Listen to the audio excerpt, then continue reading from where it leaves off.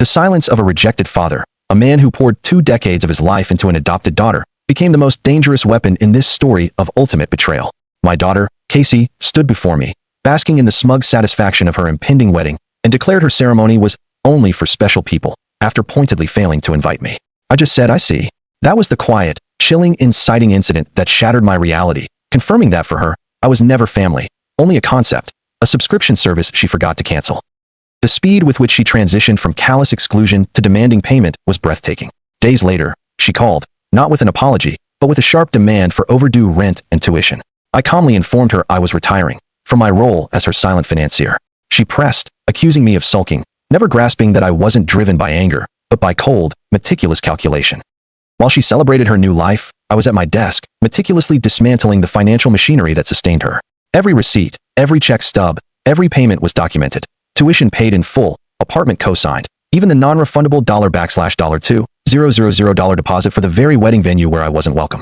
The midpoint betrayal wasn't just Casey's exclusion, but the brazen arrogance of her and her biological mother, Sabrina, at the post-wedding brunch. Jeremy, her new husband, raised a glass to the people who have never failed us. Sabrina nodded smugly. It was a complete, calculated rewriting of history performed in front of her new court. But as Casey erased me, an unlikely witness started digging. Jeremy's aunt, Joan, an observer with a librarian's eye for uncomfortable truths, found my old social media posts, the photos, the thankful captions, the hard proof of my 20 years of relentless, unconditional support. She saw the ugly pattern and decided to expose the lie, not out of malice, but because the level of deceit was simply unconscionable. The stakes escalated fast. The financial taps ran dry with surgical precision. Tuition payments stopped, the joint credit card was terminated, and utility payments went manual. The shock of rejection quickly morphed into crushing financial reality for Casey and Jeremy. The landlord threatened eviction. The university flagged her account. Jeremy, shocked by Joan's documented evidence, suddenly saw the deep, sharp fracture in the woman he married. When he walked out, taking only his keys, the house went silent. The climax setup arrived when Sabrina stormed in, not to comfort, but to control the narrative.